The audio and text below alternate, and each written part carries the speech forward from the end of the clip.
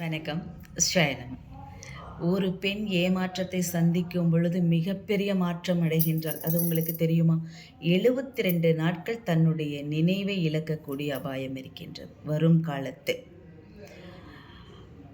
அதேபோல தாங்க முடியாத துன்பத்தின் காரணமாக, நம்பிக்கை துரோகத்தின் காரணமாக ஏமாற்றப்படும் பொழுது, அந்த பெண் விம்மி விம்மி அழுகும் பொழுது, தன்னுடைய இதயத்தின் ஒரு சிறு நரம்பு வெட்டப்படுகிறது என்பது உங்களுக்கு தெரியுமா?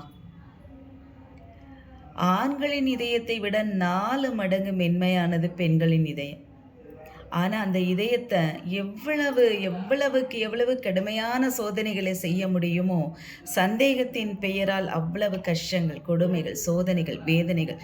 ஒவ்வொரு பெண்ணுமே சக்தியின் வடிவம், சக்தியின் அம்சம். அந்த பெண்களை பூ மாதிரி பாதுகாத்து வைப்பது ஒவ்வொருவருடைய கடமை. ஒரு பெண் சாதிக்க பிறந்தவள். அவள் சாதிக்கணும்னு நினைச்சா ஒரு ஆண் மட்டும்தான் ஊக்குவிக்க முடியும். அந்த பெண் சாதிக்க பிறந்தவர்கள், தன்னம்பிக்கையுடையவர்கள், முன்னேற்றத்துக்கு வழிவகுக்கக்கூடியவர்கள். ஒரு குடும்பத்திற்கு ஆணிவேர் என்றாலே அந்த பெண் தான். ஆலமர விழுதுகள் தான் அந்த குடும்பத்தில் இருக்கக்கூடிய மற்ற உறுப்பினர்கள் எல்லாமே.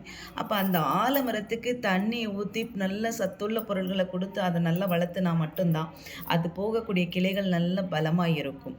அப்போ உங்கள் குடும்பமும் அப்படிதான். உங்கள் குடும்பம் ஆலமரம் போல பறந்து விரிந்து சந்தோஷமாக சகலவிதமாக இருக்கணும் அப்படின்னு நினச்சா அந்த உங்கள் குடும்பத்தில் இருக்கக்கூடிய பெண்ணை மதிக்க கற்றுக்கொள்ளுங்கள்.